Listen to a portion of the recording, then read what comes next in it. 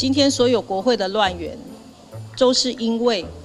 蓝白乱搞，而韩国瑜主持议事不中立。真正应该化的是他个人，他应该好好的想一想，他要怎么样把这个院长当得更中立。民进党的立法委员就是神也是你，鬼也是你哦。如果他不会当院长的话，他是不是也能够多读点书，多学习